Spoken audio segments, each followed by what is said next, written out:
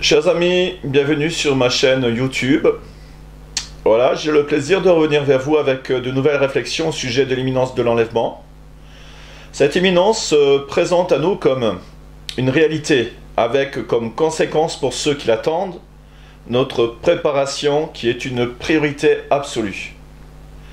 Voilà pourquoi cette vidéo se concentrera essentiellement sur l'imminence au vrai sens du terme, en vous démontrant autant que possible que l'enlèvement de l'Église est une question de jours, voire de semaines ou de mois, mais n'allant certainement pas au-delà de 2019, ni même jusqu'en automne. Alors comment arriver à de pareilles conclusions? Eh bien, je vous encourage à visionner cette vidéo pour le savoir. Autant je ne suis pas certain des dates que je vais vous proposer, autant j'ai des éléments qui me permettent d'affirmer que l'enlèvement aura lieu avant le milieu de cette année. Avant donc de vous proposer deux approches différentes concernant la date possible de l'enlèvement, j'aimerais commencer cette vidéo en attirant toute votre attention sur le contexte particulier que nous sommes en train de vivre. Malheureusement, le monde, y compris beaucoup de chrétiens, n'a aucune conscience de la fin des temps, ainsi que de tout le changement radical qui s'en vient. Le monde tel que nous le connaissons aujourd'hui ne sera plus jamais le même, car de nombreuses prophéties, signes, de même que le seuil critique atteint par la moralité et la rébellion, attestent tous ensemble que nous sommes au point de non-retour de l'imminence du jugement de Dieu. Ce moment est venu où le Fils de Dieu est sur le point de revenir pour prendre son Église, afin de l'extirper des jugements annoncés par les livres prophétiques. Les jugements plongeront le monde entier dans le bouleversement, avec notamment l'ouverture des 4 premiers sceaux qui sont les 4 cavaliers de l'Apocalypse. La paix disparaîtra et laissera place au désordre et au chaos sur la terre. Voici, en résumé, le début des prochains événements prophétiques qui doivent en principe intervenir au premier semestre de cette année. Les 3 premiers actes du jour de l'Éternel dans l'ordre chronologique. La première étape du jour de l'Éternel, l'enlèvement de l'Église suivi de 15 jours de chaos sur toute la terre avec des guerres civiles et l'effondrement économique que certains experts financiers nous prédisent depuis plus de 3 ans maintenant. Deuxième acte du jour de l'Éternel, l'ouverture du premier sceau d'Apocalypse, chapitre 6, versets 1 à 2, avec l'apparition de l'Antichrist, qui, soit dit en passant, ne sera ni Obama, ni Macron, comme certains le pensent, en dépit de leur charisme et de leur discours séduisants et manipulateurs. J'insiste là-dessus, ce ne sont que des personnes ayant le profil de l'Antichrist, ou des types de l'Antichrist. Celui qui se manifestera en tant que tel viendra de la famille royale du Royaume-Uni, issu de la tribu de Dan, selon Genèse 49, au verset 16 et 17, et Jérémie 4, au verset 15, et le chapitre 8, verset 16. Voici en résumé quelques preuves à son sujet. Après la guerre des 7 ans de Canaan, Josué a attribué un territoire à la tribu de Dan, situé au sud-ouest de Jérusalem. Josué, au chapitre 19, versets 40 à 48, nous le précise. Puis, une autre partie de cette tribu en question, mentionnée dans le livre des Juges, a migré plus au nord vers la frontière de Damas. Ça, c'est dans Juges, chapitre 18, versets 11 à 12, et les versets également 26 à 29.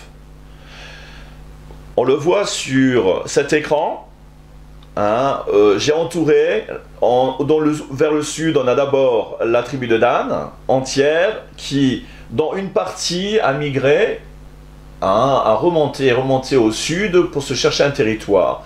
Et l'histoire nous est contée dans, justement, Juges, au chapitre 18 du livre de Juges. Ensuite, la tribu de Dan a progressé vers l'extrémité septentrionale, au cours des siècles. Le livre des Juges nous révèle également au chapitre 5, du verset 17, que les Danites étaient des marins qui à leur passage laissaient leur marque là où ils s'établissaient. Par exemple, en Chypre, on appelait le Ia Danan, hein, ou l'île de Dan. Puis il y a le Danube, ensuite plus au nord, il y a les Dardanelles, ensuite Dansvik et le Danemark. Tout cela marque leur passage, le passage donc de la tribu de Dan. Une autre source informe que la tribu de Dan arrive par voie maritime en Irlande où elle fonda des établissements comme Danslaut ou Dansower, Donegal, Dundee, avant de débarquer au Danemark. Les Écritures sont une source incontestable. Elles nous projettent dans l'avenir par la prophétie de Jacob, de Genèse, chapitre 49, versets 16 à 17, hein, que je vous invite à lire et relire, et nous emmène jusqu'à la fin des temps avec l'arrivée de l'Antichrist qui descendra de la tribu de Dan. D'ailleurs, c'est la raison pour laquelle la tribu de Dan ne fait pas partie des 12 tribus des 144 000 juifs qui seront donc mis à part par Dieu. Cette dernière, donc, de la tribu de Dan en question, a migré de sources sûres en Irlande, à Tuatha de Danann et au Danemark, là où précisément les familles royales ont leurs racines. Est-il utile de rappeler que c'est en ces deux lieux que la tribu de Dan s'est implantée et que la famille royale du prince William est issue de cette union royale par le mariage du prince Philippe, duc d'Édimbourg, né prince Philippe de Grèce et du Danemark avec la reine Élisabeth II du Royaume-Uni? Il est intéressant également de noter que le roi de la tribu Tuatha de Danann en Irlande donc a été effectivement appelé le Sumer, qui signifie dans la vieille langue irlandaise le dragon. Il y a beaucoup d'autres indices qui nous permettent d'identifier clairement l'homme impie et surtout son siège dans lequel il s'est implanté et dans lequel il a grandi. Je vous renvoie pour cela donc au chapitre 6 de mon tome 3. Si je fais cette longue parenthèse, c'est parce que plusieurs croient à tort que l'Antichrist doit se manifester avant l'enlèvement selon 2 Thessaloniciens 3. Que personne ne vous séduise d'aucune manière, car il faut que l'apostasie soit arrivée auparavant, et qu'on ait vu paraître l'homme du péché, le fils de la perdition. Paul nous explique bien que 2 conditions doivent être remplies, avec cette expression auparavant, qui est d'ailleurs précisée au verset 2 comme étant le jour de Christ. Donc, avant le jour de Christ, c'est-à-dire avant l'enlèvement, il faut que l'apostasie soit arrivée ainsi que l'homme impie. Or, ces 2 conditions sont déjà remplies puisque l'église de Laodicée, donnée en référence comme l'église de l'apostasie de la fin des temps, est actuellement à son apogée. Tandis que l'homme impie est apparu dans le sens que son identité est connue. Il est issu de la famille royale qui se prétend être de la tribu de Juda alors qu'en réalité elle descend de la tribu de Dan. En effet, cette apparition de l'impie au verset 3 ne peut qu'être en rapport avec l'identité de l'Antichrist puisqu'au verset 6 à 10, il fera son apparition sur la scène internationale uniquement quand l'Église sera enlevée. Nous le lisons. Et maintenant vous savez ce qui le retient, afin qu'il ne paraisse qu'en son temps. Car le mystère de l'iniquité agit déjà. Il faut seulement que celui qui le retient encore ait disparu. Et alors paraîtra l'impie, que le Seigneur Jésus détruira par le souffle de sa bouche et qu'il anéantira par l'éclat de son avènement. L'apparition de cet impie se fera par la puissance de Satan avec toutes sortes de miracles, de signes, de prodiges mensongers et avec toutes les séductions de l'iniquité pour ceux qui périssent parce qu'ils n'ont pas reçu l'amour de la vérité pour être sauvés. C'est dans le même chapitre, donc des versets 6 à 10, qui marque la 2e manifestation, donc cette fois-ci par son apparition sur la scène internationale.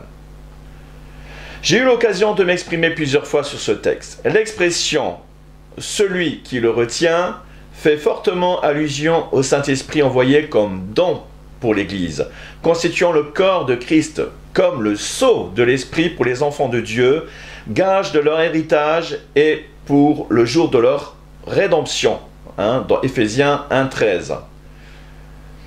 Ainsi, quand l'obstacle au déchaînement du mal sur terre sera enlevé, c'est-à-dire le Saint-Esprit au sein de l'Église véritable de Christ, à la fin de cette dispensation, alors paraîtra l'Antichrist par la puissance de Satan.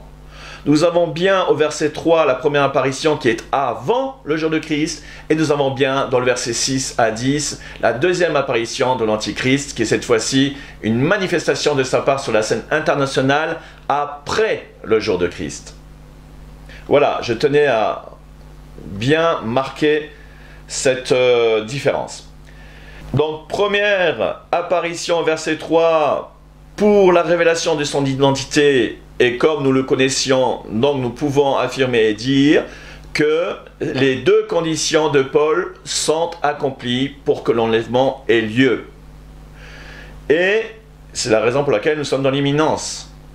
Et la deuxième apparition qui doit avoir lieu après le jour de Christ, et ce sera à ce moment-là que le premier sceau sera ouvert, faisant apparaître l'Antichrist sur la scène mondiale après environ 15 jours de chaos sur la terre suite à la résurrection des morts en Christ et à l'enlèvement des élus vivants de l'Église qui disparaîtra discrètement aux yeux du monde, mais dont les effets provoqueront la panique mondiale. Voici l'acte 3 du jour de l'Éternel.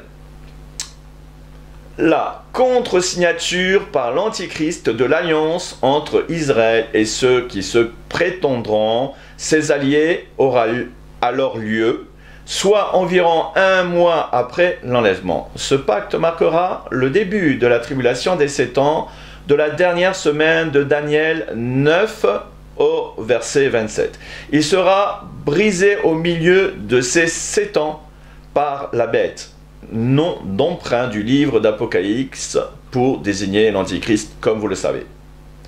Et là, je voudrais attirer vraiment votre attention sur ce point qui sera l'objet de mon premier argument prouvant que nous sommes dans l'imminence au vrai sens du terme. Premier argument, donc, pour l'imminence de l'enlèvement comme point d'ancrage pour notre foi. La prophétie de Paul sur la ruine soudaine en rapport avec l'alliance de Daniel. Nous savons que les 7 semaines de Daniel marqueront la fin de la dispensation de l'Église et donc son départ. C'est pourquoi elles sont étroitement liées à la dernière semaine d'année, puisqu'elles sont séparées d'à peine un mois. Or, ce qui relie les deux événements, à savoir le départ de l'Église et le commencement de la dernière semaine de Daniel, c'est justement l'accomplissement de la prophétie de Paul au sujet de l'annonce officielle ou du dévoilement public de cette alliance de paix par l'administration de Trump pour les parties concernées donc du Moyen-Orient. Vous savez bien, en effet, vous-même, que le jour du Seigneur viendra comme un voleur dans la nuit. Car lorsqu'ils diront paix et sécurité, alors une ruine subite les surprendra, comme les douleurs surprennent la femme enceinte, et ils n'échapperont point. C'est dans 1 Thessaloniciens 5 au verset 2 et 3. J'ai eu l'occasion plusieurs fois que de développer ce texte. Il est important. Durant ces dernières années, il y a bien des occasions lors de grands rassemblements. Cette devise, donc paix et sécurité, a retenti dans la bouche de plusieurs hommes d'État en quête de solutions durables pour la paix dans le monde. Mais la prophétie de Paul fait allusion à un événement particulier qui est en rapport, comme le mentionne le verset 2, avec le jour du Seigneur qui viendra comme un voleur. Or, quel est l'événement qui aura une répercussion mondiale tout en ayant un rapport avec la paix et la sécurité et tout en provoquant la ruine soudaine du monde? Bien, c'est bien entendu l'alliance de paix dont il est question dans Daniel 9, 27, comme étant la troisième et dernière phase des 70 semaines, étroitement liée avec la deuxième phase des 7 semaines qui sont, elles, en cours de fin d'accomplissement. Autrement dit, une fois que l'annonce de ce plan de paix, appelé encore par Trump, vous savez, deal du siècle, sera dévoilée, eh bien l'enlèvement devra avoir lieu et sera suivi d'environ un mois par la signature de cet accord de paix par l'Antichrist qui marquera le commencement des 7 ans de la tribulation, de la dernière semaine de Daniel. Ceci est évident, car si l'alliance est présentée par les administrés de Trump n'ayant eux-mêmes aucun lien avec l'Antichrist, il faut le dire, eh bien il faut que ce dernier intervienne pour confirmer cette alliance, c'est-à-dire l'Antichrist. Il faut bien qu'il intervienne, tel que mentionné dans la prophétie de Daniel 9, 27. Nous le lisons. Il, en parlant de l'Antichrist, fera une solide alliance avec plusieurs pour une semaine, et durant la moitié donc de la semaine, il fera cesser le sacrifice et l'offrande. Le dévastateur commettra les choses les plus abominables jusqu'à ce que la ruine et ce qui a été résolu fondent sur le dévastateur. La première partie du verset nous indique qu'il y aura un troisième temple qui sera probablement reconstruit dans la première moitié de la tribulation, puisqu'il est question de sacrifice. Il fera cesser des sacrifices en commettant l'abomination, et Jésus nous parle de ces circonstances en Matthieu 24, versets 15 à 21, et dans Luc aussi. Mais Paul, en 2 Thessaloniciens 4, précisera en quoi consiste cette abomination. Il s'agit en fait du blasphème de cet homme qui se déclarera être Dieu dans le troisième temple. Cette alliance sera donc rompue au milieu de cette semaine d'année, au moment où il investira les lieux en terre sainte, en rentrant à Jérusalem pour commettre cette abomination. Par conséquent, si la dernière semaine de Daniel commencera au moment où cet homme impie confirmera cette alliance, il faut de toute évidence que ce dernier se manifeste entre le moment où elle a été annoncée et la finalité de cet accord, d'où la cohérence avec les Écritures. Il se révélera quelques jours après l'enlèvement de l'Église. Ceci tend à prouver que nous sommes dans les derniers instants puisque ce plan de paix est prêt à être dévoilé. Trump n'attend que le moment opportun, en fait, selon ce que Dieu lui mettra dans le cœur. Ce n'est qu'une question de jours ou de semaines, voire de 3-4 mois. Chers amis, nous pouvons avoir un regard différent sur les scénarios de la fin des temps ou notre façon de concevoir la vie chrétienne. Mais, quand ces différences touchent à la doctrine fondamentale de l'enlèvement, je vous mets en garde de ne pas vous laisser ravir votre espérance par toutes sortes d'interprétations de ceux qui se disent docteurs, enseignants, connaisseurs, experts ou érudits en matière d'eschatologie, mais sans avoir été mandatés par Dieu. Prenez conscience de ceci. Il y a de plus en plus de chrétiens qui ne croient plus en l'enlèvement de l'Église, surtout dans l'approche pré-tribulationniste. Et une minorité seulement croit en l'imminence de sa venue. La majorité des églises, toutes dénominations confondues, excluent un enlèvement de l'Église avant la tribulation. Beaucoup se sont laissés séduire par les mi-tribulationnistes et les antimillénaristes. Je suis moi-même témoin de plusieurs chrétiens qui ont changé de position depuis ces 3 ans. Et quand je vois avec quel déchaînement ils ont essayé de me convaincre que le pré-tribulationniste était une interprétation, il s'agit en fait du blasphème de cet homme qui se déclarera être Dieu dans le troisième temple. Cette alliance sera donc rompue au milieu de cette semaine d'année, au moment où il investira les lieux en terre sainte, en rentrant à Jérusalem pour commettre cette abomination. Par conséquent, si la dernière semaine de Daniel commencera au moment où cet homme impie confirmera cette alliance, Il faut, de toute évidence, que ce dernier se manifeste entre le moment où elle a été annoncée et la finalité de cet accord. D'où la cohérence avec les Écritures. Il se révélera quelques jours après l'enlèvement de l'Église. Ceci tend à prouver que nous sommes dans les derniers instants puisque ce plan de paix est prêt à être dévoilé. Trump n'attend que le moment opportun, en fait, selon ce que Dieu lui mettra dans le cœur. Ce n'est qu'une question de jours ou de semaines, voire de 3-4 mois. Chers amis, nous pouvons avoir un regard différent sur les scénarios de la fin des temps ou notre façon de concevoir la vie chrétienne. Mais, quand ces différences touchent à la doctrine fondamentale de l'enlèvement, je vous mets en garde de ne pas vous laisser ravir votre espérance par toutes sortes d'interprétations de ceux qui se disent docteurs, enseignants, connaisseurs, experts ou érudits en matière d'eschatologie, mais sans avoir été mandatés par Dieu. Prenez conscience de ceci. Il y a de plus en plus de chrétiens qui ne croient plus en l'enlèvement de l'Église, surtout dans l'approche pré-tribulationniste. Et une minorité seulement croit en l'imminence de sa venue. La majorité des églises, toutes dénominations confondues, excluent un enlèvement de l'Église avant la tribulation. Beaucoup se sont laissés séduire par les mi-tribulationnistes et les antimillénaristes. Je suis moi-même témoin de plusieurs chrétiens qui ont changé de position depuis ces 3 ans. Et quand je vois avec quel déchaînement ils ont essayé de me convaincre que le pré-tribulationniste était une interprétation biblique obsolète en rapport avec le retour du Seigneur, je me suis dit alors que si le malin fait tout pour me déstabiliser dans ma foi, pas étonnant qu'il ait pu causer autant de dégâts parmi les vierges folles, des chrétiens qui devaient compter parmi les élus. Chers frères et sœurs en Christ, je vous encourage à tenir bon et ferme dans la foi et espérance en Christ et pour sa venue imminente. La piété est d'autant plus de mise dans nos circonstances.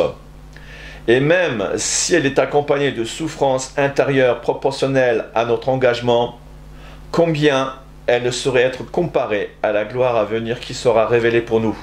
Amen. Le fait d'être pré-tribulationniste et de croire en l'imminence est un vrai combat de la foi aujourd'hui. Cette conception de l'imminence, au vrai sens du terme, en tant que pré-tribulationniste, nous impose de plus grands sacrifices. Le sentiment de rejet de notre entourage et des opposants devient presque une expérience quotidienne. Mais son amour pour nous et cette espérance en sa venue imminente nous aident à tenir ferme à condition de veiller et de prier jusqu'à la fin. Amen. Merci Seigneur. Cette attente est d'autant plus éprouvante que nous sommes, c'est vrai, dans l'imminence et que cela dure depuis tant d'années. Aussi, il nous importe de cultiver un état d'esprit, par la grâce de Dieu, nous permettant de nous motiver et nous encourager mutuellement dans notre patience et persévérance en Christ. Prions les uns pour les autres. Amen. L'expérience de ces 3 dernières années doit nous inciter à encore plus de prudence dans tous les domaines, y compris dans notre façon déductive de considérer des dates prévisibles de son retour qui ne doivent pas remettre en question en cas de déception nos fondements concernant l'imminence au vrai sens du terme. La recherche de la date est légitime. On en a parlé plusieurs fois. Car quel fiancé ne voudrait pas savoir quand son époux doit venir? De même, quel veilleur avisé ne voudrait pas savoir quand le jour du Seigneur viendra comme un voleur, surprenant les habitants de la terre? La légitimité étant établie par l'amour et par les Écritures, il n'y a pas de culpabilité à avoir quant à nos recherches actives dans ce sens, malgré nos maladresses et nos manquements ou nos ratés, dès l'instant où nous sommes motivés par l'amour. Que le Seigneur nous fasse grâce. Et si le Seigneur se fait encore désirer, puisse notre amour être à l'épreuve du temps, car il a la puissance de nous rendre fidèles en cet amour pour lui. Gloire à Dieu. Les dates ne sont que le fruit de nos recherches et le désir de lui plaire en nous efforçant d'être, bien sûr, à l'écoute du Saint-Esprit qui nous inspire les attitudes à avoir pour aller à la rencontre de l'époux. Nos opposants cherchent à profiter de nos moments de déception quand les dates n'aboutissent pas, parce qu'ils considèrent cela comme une aberration et un échec cuisant de notre façon de concevoir la fin des temps. Ils excellent dans leur rôle à vouloir nous faire douter, de la même manière que le diable a voulu tenter notre Seigneur dans le désert. Alors, soyons vigilants et persévérants dans la prière pour tenir ferme dans la foi. Amen. Si vous attendez fermement le Seigneur, c'est parce que vous êtes du nombre de ceux qui ont persévéré après avoir été réveillés par le cri de minuit. Voici l'époux, allez à sa rencontre. Deuxième donc argument pour l'imminence de l'enlèvement de l'Église et point d'ancrage pour notre foi, les fameux 70 ans de la génération du figuier prophétique. Tout ce qui a trait à l'enlèvement de l'Église, qui suscite dans le cœur des chrétiens un intérêt et un amour pour son avènement, et qui nous fait prendre conscience de l'imminence de sa venue, résonne comme un cri de minuit tel que dans la parabole des 10 vierges. Les temps du retour messianique ont commencé en réalité depuis 1948 lorsque les prophéties se sont accomplies au sujet de la nation d'Israël et se sont amplifiées avec la prise de la vieille ville de Jérusalem en 1967. Jésus l'a prophétisé. Cette génération du figuier prophétique ne passera pas avant que les tribulations n'aient commencé. C'est pourquoi la notion de l'imminence s'est maximisée, puisque nous sommes à la fin de cette génération. Dans la Bible, une génération est de 70 ans, ce qui est confirmé par la moyenne mondiale actuelle des 10 dernières années. L'espérance de vie de l'homme se situe entre 70 et 71 ans. De ce fait, il n'est pas exagéré de prétendre qu'à partir de ces éléments, tous les croyants devraient être convaincus désormais et plus que jamais, de l'imminence. Puisque d'une part, l'accomplissement de la prophétie d'Ésaïe 66:8 détermine le commencement de la dernière génération, et que d'autre part, nous avons atteint le maximum de la durée moyenne de cette dernière. En effet, depuis 1948, date de la renaissance de la nation d'Israël, le figuier prophétique, nous avons jusqu'à ce jour 70 ans et 9 mois. Donc nous sommes dans les temps, et même à la fin. Pour reprendre la parabole de Jésus. Instruisez-vous par une comparaison tirée du figuier. Dès que ses branches deviennent tendres et que les feuilles poussent, vous connaissez que l'été est proche. De même, quand vous verrez toutes ces choses, sachez que le Fils de l'homme est proche, à la porte. Je vous le dis en vérité, cette génération ne passera point que tout cela n'arrive. Le ciel et la terre passeront, mais mes paroles ne passeront point. Matthieu 24, versets 32 à 15. Le Seigneur nous commande de nous instruire par cette parabole et d'en tenir compte parce qu'elle fait partie des prophéties qui permettent d'avoir un repère sur le moment de sa venue. Donc, selon cette parabole, si le Seigneur pouvait venir durant ces 70 ans depuis la renaissance d'Israël en tant que nation, combien plus sommes-nous aujourd'hui dans l'imminence, puisqu'étant à la fin de cette génération de 70 ans? Et c'est fort dommage que beaucoup ont refusé l'instruction de cette parabole du figuier prophétique comme le Seigneur nous l'a recommandé. Je vous encourage, pour ceux qui souhaitent en savoir plus, de revenir à mes vidéos précédentes qui en parlent plus en détail, notamment dans la vidéo 40, qui met en évidence les 7 cycles de 70 ans dans la Bible. Le figuier prophétique étant le dernier cycle de ces 70 ans. Est-il utile de préciser que ceux qui lui prêtent une interprétation différente ou qui ne voient aucun intérêt à cette parabole sont les mêmes, en général, qui ne voient aucun lien entre l'enlèvement et la parabole des 10 vierges? Car ce sont généralement aussi les mêmes qui ne croient pas ou plus au pré-tribulationnisme et encore moins à l'imminence de l'enlèvement de l'Église. D'autres me font remarquer que la durée d'une génération de 70 ans n'est qu'une moyenne et qu'elle est extensible jusqu'à 80 ans selon le psaume 90, et que par conséquent l'enlèvement pourrait encore tarder 10 ans. Cette possibilité n'est pas envisageable, pour de nombreuses raisons précisées par les autres prophéties ayant trait à la venue du Seigneur. Elles viennent étayer cette réalité que la dernière génération n'excédera pas 71 ans. Troisième argument pour l'imminence de l'enlèvement de l'Église et point d'ancrage pour notre foi, les 7 semaines de la prophétie de Daniel. Si la parabole du figuier prophétique ne fait pas l'unanimité pour nous assurer que nous sommes dans l'imminence, son interprétation sera justifiée et confirmée par tous les autres moyens bibliques. La notion d'imminence de son retour, et donc de prévisibilité de l'enlèvement, n'est pas quelque chose d'abstrait, car la Bible nous invite, par l'avertissement notamment de l'apôtre Pierre, à prendre au sérieux les paroles des prophètes en rapport avec cette question. Et nous tenons pour d'autant plus certaine la parole prophétique, ou la parole des prophètes dans certaines versions, à laquelle vous faites bien de prêter attention. Comme à une lampe qui brille dans un lieu obscur jusqu'à ce que le jour vienne apparaître et que l'étoile du matin se lève dans vos cœurs. 2 Pierre, chapitre 1, verset 19. Ce texte laisse entendre qu'il y a des paroles prophétiques dans la Bible auxquelles nous ferions bien de faire attention et qui sont directement en rapport avec l'enlèvement.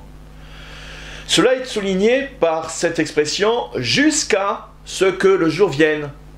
Il s'agit donc bien du jour de Christ, confirmé encore par cette autre expression « l'étoile du matin », car seul Christ est symbolisé de cette façon, notamment dans Apocalypse 22,16. Je reste persuadé que l'imminence, au vrai sens du terme, a réellement commencé en septembre 2015, au point qu'il n'est pas exagéré de prétendre que le vrai cri de minuit de la parabole des 10 vierges a eu lieu, puisque c'est à ce moment-là que les chrétiens de par le monde ont été réveillés en masse, prenant conscience de l'imminence du retour du Seigneur. Et cela s'est accentué jusqu'à ce jour. Les signes dans le ciel de 2015 sous forme de tétrades, d'éclipses lunaires, connus par tous les chrétiens, ont, c'est vrai, largement contribué à ce réveil des vierges dans le monde. Mais la véritable raison biblique qui justifie ce réveil est sans conteste la prophétie de Daniel concernant sa deuxième phase des 7 semaines, qui a fait l'objet de toute notre attention et de notre concentration sur sa venue. En effet, la prophétie de Daniel 9, 25 nous révèle, tel un trésor caché dans la Bible, que c'est à l'issue de ces 7 semaines que le Messie doit revenir. Ce compte à rebours de ces 7 semaines, soit 17 640 jours précisément, doit commencer à partir d'un décret sous forme d'une ferme décision des autorités pour reconstruire et restaurer la Jérusalem historique de la période du deuxième temple, j'insiste bien. Or, nos recherches sur ce décret, appelé encore par parole d'Abar, comme mentionné dans les vidéos précédentes, se sont affinées après plusieurs échecs. En effet, si les prédictions probabilités de date de l'enlèvement se sont avérées inexactes jusqu'ici, c'est parce que plusieurs paroles d'Abar remplissant les conditions de cette prophétie concernant la reconstruction de Jérusalem s'étaient présentées à nous. Mais comme je l'ai dit précédemment, nos recherches se sont affinées en nous penchant sur le contexte difficile de cette période de l'après-guerre des 6 jours de juin 1967, date à laquelle la Jérusalem-Est, qui est la Jérusalem antique, est passée aux mains des Israéliens, condition sine qua non pour le début de l'accomplissement de la prophétie de Daniel. De plus, c'est à ce moment-là que Jérusalem se trouvait en situation de ruine, suite à des dégâts en partie causés par les guerres de 1948-1967, mais aussi dû au délaissement du site depuis 20 ans par les précédents occupants illégitimes de la Cisjordanie. La dernière condition étant remplie pour la prophétie, et Jérusalem en ruine, il faut procéder à sa reconstruction. Mais en raison du contexte particulièrement difficile pour la municipalité de Jérusalem, dû à la pression internationale, il faudra attendre 3 ans pour que les architectes commencent à proposer leurs plans, qui ne seront approuvés que progressivement dans le temps. Et ce n'est que près de 6 mois après, soit en tout 3 ans et demi après la guerre des 6 jours de juin 67, que semblent avoir commencé les travaux du quartier résidentiel de la vieille ville de Jérusalem. En effet, la ville historique qui concerne la prophétie de Daniel est celle de la période du deuxième temple au moment de la prophétie donnée et qui exclut donc la cité de David située plus au sud et extérieure aux murailles actuelles qui fait partie du premier temple. Celle du deuxième temple est actuellement identifiée comme étant la vieille ville dans l'enceinte des murailles de Jérusalem et attenante au mur des Lamentations. Elle est essentiellement composée de quelques bâtiments religieux historiques, mosquées, synagogues bien sûr, et les églises orthodoxes, catholiques et autres. Mais aussi donc de petites boutiques traditionnelles et d'un quartier résidentiel qui a vu le jour en 1971, comme le rapporte l'un de ses articles. Et c'est là où je veux en venir. Lisons-le. Alors, je vais vous lire qu'un extrait de cet article qui nous intéresse, un article de Jérusalem, le 25 mai. De je ne sais plus quel journal c'est marqué, New York Times, voilà. Plus de 300 juifs vivent maintenant dans le quartier juif qui a repris vie. Il n'y en avait aucun il y a 4 ans, avant la guerre de 6 jours, lorsque les forces israéliennes ont envahi la vieille ville et réuni la ville divisée depuis 20 ans entre les juridictions israéliennes et jordaniennes. Cet extrait de journal que je viens de vous lire, comme d'autres que j'ai pu donc recueillir, nous renseignent sur l'état des travaux du quartier juif, puisque les premiers emménagements de juifs du quartier résidentiel de la vieille ville ont eu lieu en mai 1971. Sachant que les travaux devaient durer 6 mois, tout laisse à penser que le décret ou parole d'Abar aurait pu être donné juste avant la déclaration de l'annonce de cet autre article, que je vais vous lire, du journal Haaretz du 25 novembre 1970, rapporte que 172 maisons dans la vieille ville seront terminées dans les 6 mois pour être occupées par les familles juives, ce qui correspond donc en corrélation avec l'article que je vous ai lu précédemment. Donc, suite à la lecture de ces 2 articles, la parole d'Abar aurait pu être donnée entre octobre 1910 et janvier 1971. Ce qui nous donne la marge suivante pour l'enlèvement, suivant le compte à rebours des 17 640 jours, qui fait donc rajouter à ces dates, de la prophétie des 7 semaines, donc concernant cette prophétie des 7 semaines, entre janvier donc 2019 et avril 2019. Voilà. Si vous comptez, vous prenez octobre 1910 et janvier 1971, date probable de la parole d'Abar donnée, comme le mentionne donc la prophétie de Daniel concernant les 7 semaines, eh bien en y rajoutant les 17 640 jours, on obtient, on est entre janvier 2019 et avril 2019. Voilà. Donc, 4e argument pour l'imminence de l'enlèvement de l'Église comme point d'ancrage, toujours pour notre foi. La chronologie des 6000 ans aboutissant à la fin du règne de l'homme, la fin des temps des nations. Je me suis évertué durant ces dernières années à vous expliquer l'importance de cette chronologie qui a fait l'objet de tous les intérêts des pères spirituels, parce qu'ils étaient persuadés, comme je le suis plus que jamais aujourd'hui, que cette chronologie devait aboutir aux 6000 ans d'histoire de l'humanité, représentant les 6 jours de la création, tandis que le 7e jour de repos sabbatique correspondrait donc aux 1000 ans de paix du millénium par l'instauration du royaume de Christ. En effet, la Bible donne à 2 reprises cette précision. Aux yeux de Dieu, un jour est comme 1000 ans, et 1000 ans sont comme un jour. Hein, c'est dans 2 Pierre chapitre 3 au verset 8 et dans le psaume 90, 4. D'autre part, j'ai eu personnellement des confirmations très fortes à ce sujet, hein, suivies d'un appel spécial de Dieu pour reconstituer cette chronologie, et non généalogie, hein, comme certains toujours essaient de me faire remarquer. Hein, il y a une différence notoire, hein, que je ne vais pas revenir maintenant. Je peux concevoir qu'il n'est pas facile pour mes auditeurs de croire qu'une telle chronologie peut non seulement aboutir à la fin des temps des nations, et encore moins de prétendre qu'elle soit sans faille, à cause de sa complexité. Néanmoins, je me suis appliqué à vous démontrer à plusieurs reprises à quel point elle était précise, et de quelle façon elle se vérifiait par elle-même. Ces différents moyens lui donnent d'autant plus de crédit, et en même temps, notre respect s'approfondit pour la véracité de la parole de Dieu. Elle a été conservée dans son essentiel et toute sa précision à travers tous ces millénaires. Ces 3 dernières années m'ont permis de la réajuster dans certains détails et de comprendre certaines subtilités liées principalement aux anomalies des différents calendriers.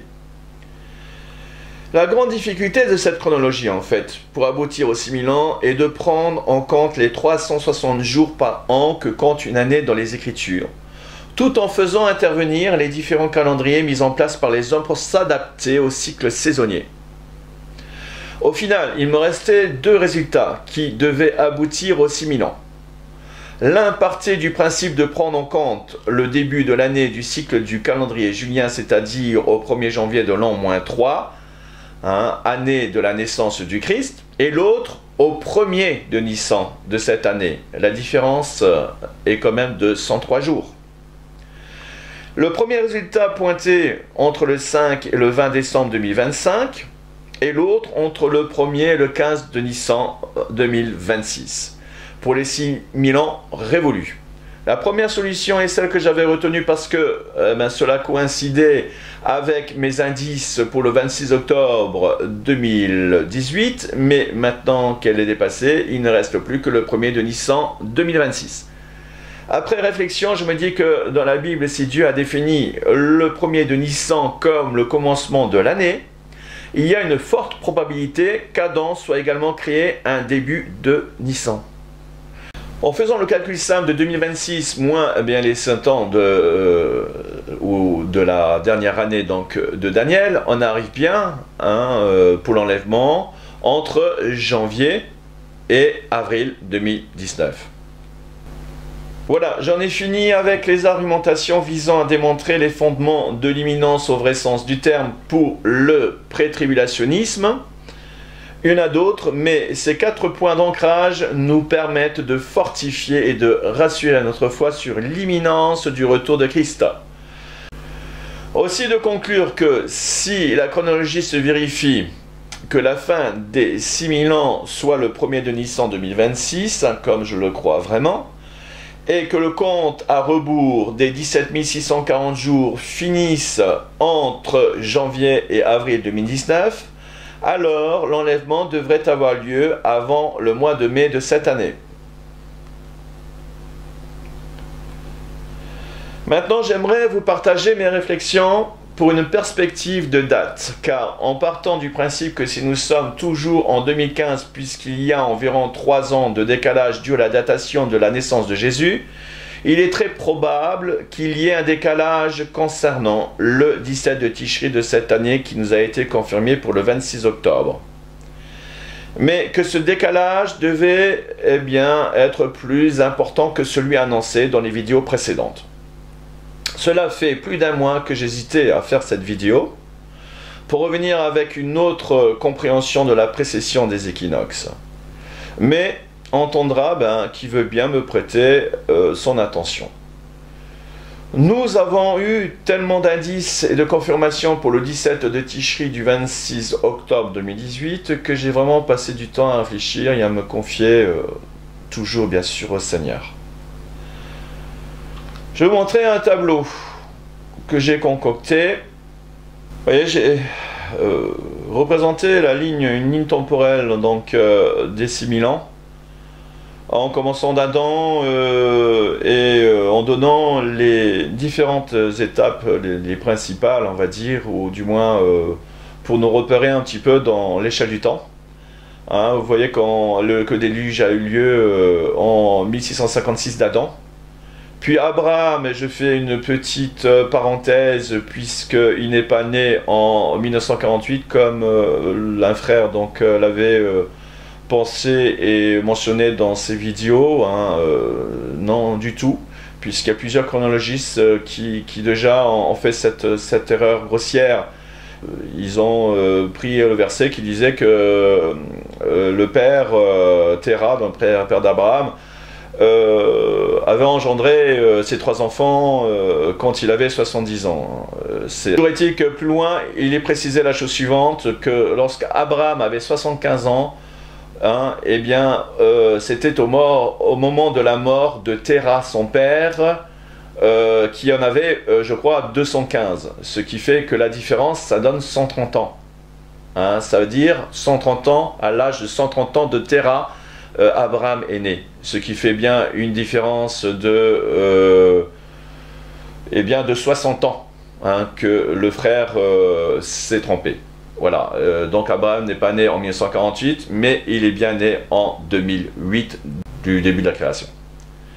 Ensuite, on a la dispensation de la loi, hein, où Moïse avait 80 ans, donc en l'an 2513, puis le premier temple à la 4e année de Salomon de 3033, et le deuxième temple reconstruit en l'an 3480, et on va dire quelques années après, en l'an 3548, nous sommes à la 20e année d'Artaxerxès, où commence la première phase de la prophétie de Daniel, qui compte les 62 semaines de Daniel, qui donne 434 ans de 360 jours.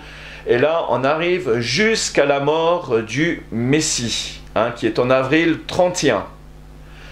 Voilà, et donc il nous restait plus qu'à calculer de 3982 jusqu'à 6000. Nous avions tant d'années, hein, c'est-à-dire entre la mort du Messie jusqu'à les 6000 ans révolus.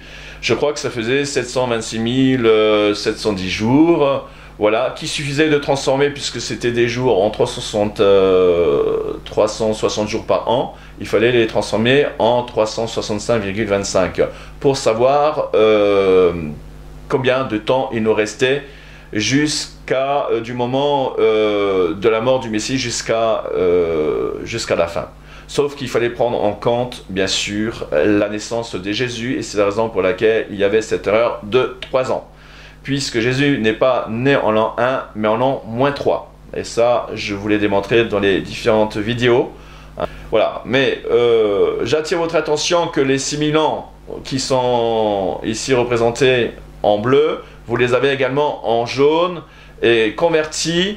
Donc ça nous donne entre 5913 et 5914 années juliennes, donc de 365,25 ans.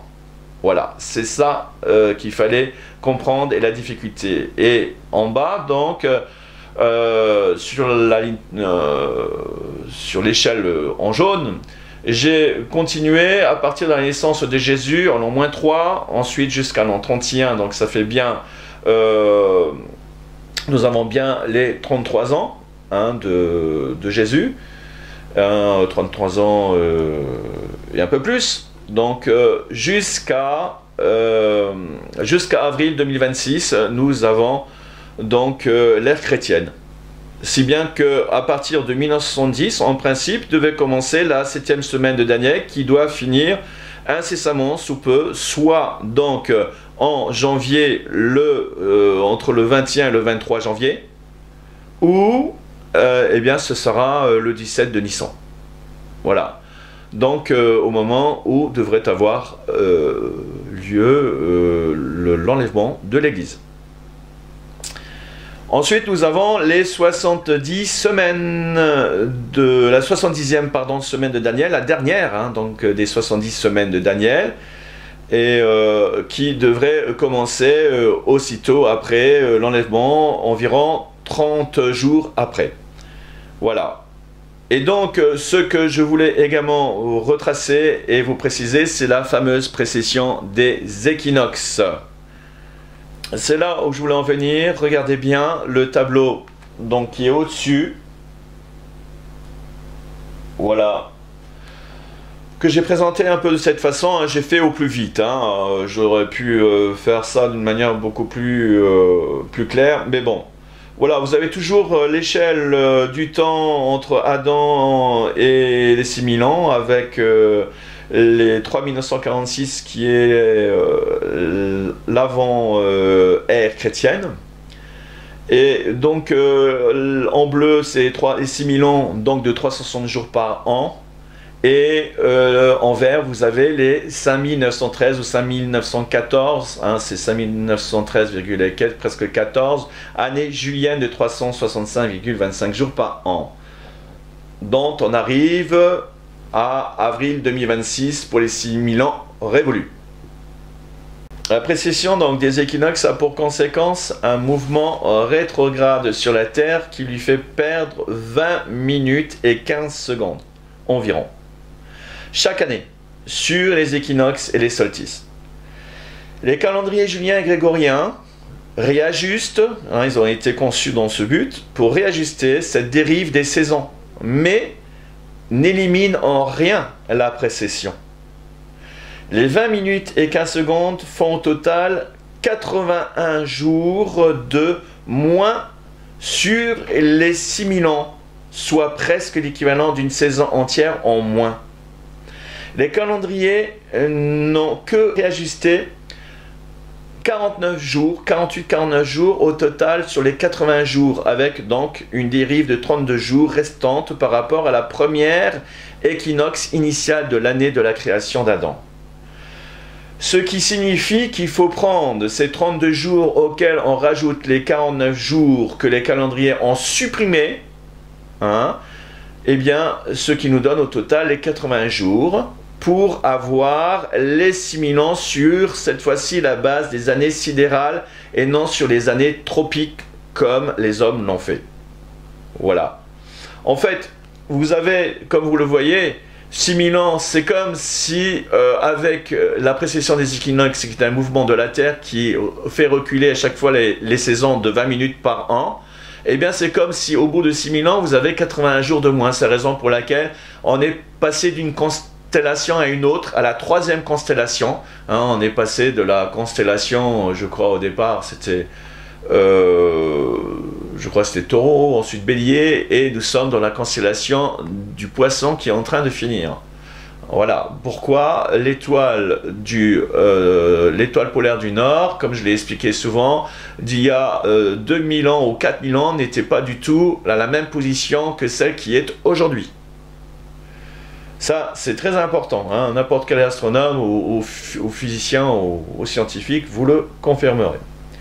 Alors, en d'autres termes, si je prends cette fois-ci, pour revenir donc à mon petit tableau que je vous ai mis, en jaune cette fois-ci, si on en prend le 17 de Tishri, plus les 7 et 8 jours, le 17 de Tishri, vous savez donc, concernant les vidéos précédentes des indices, hein, qui nous menaient au 17 de Tishri, soit le 26 octobre, eh bien que si l'on rajoute les 7-8 jours de Sukkot et que j'additionne les 81 jours de la précession, j'arrive bien au 22-23 janvier 2019, hein, au lendemain de l'éclipse lunaire et le jour de la conjonction de Vénus et Jupiter. Vous savez que le 22, il y a une conjonction qui est belle, je dirais plus une rencontre, parce que ce n'est pas une conjonction 100%, mais elle est si proche qu'ils se touchent. Hein, on le voit dans Stellarium, donc c'est plutôt une rencontre qu'une conjonction. Hein. Vénus qui est considérée comme l'étoile du matin, donc on le voit le matin, toujours l'étoile très brillante, c'est la plus brillante de la voie céleste que l'on peut voir à l'œil nu, et qui représente donc symboliquement Jésus, hein, puisque c'est l'étoile du matin. Donc, et Jupiter, sachant que Jupiter représentait aussi, puisque c'est la plus grande planète de voilà, de notre galaxie, eh bien, Jupiter est représenté par l'Église. Et il y a une rencontre au lendemain donc, de l'éclipse lunaire qui va avoir lieu le 21. Hein, beaucoup de vidéos ont été faites, comme quoi beaucoup pensent aussi qu'il pourrait y avoir l'enlèvement à ce moment-là. Et je me joins à eux par cette précession des équinoxes dont je voulais vous partager d'une autre façon de considérer et de la comprendre. Alors, le hic dans cette coïncidence, c'est qu'il manque l'annonce du dévoilement du plan de paix, qui est officiellement prévu pour après les élections anticipées d'Israël au mois d'avril. Du moins, d'après une source officielle. Hein. Alors, j'aurai donc le temps de revenir vers vous avec une autre date, si cette dernière, du 22-23 janvier 2019, eh bien, si cette date ne se confirme pas, j'en ai une d'autre en vue. D'ailleurs, je n'ai jamais été autant partagé entre deux dates, mais je rends grâce au Seigneur et comme vous le savez, il s'agit ici de notre espérance. Alors, persévérons tous dans la prière et veillons. Voilà, quand je dis persévérer dans la prière, c'est autant que possible parce que les combats sont durs.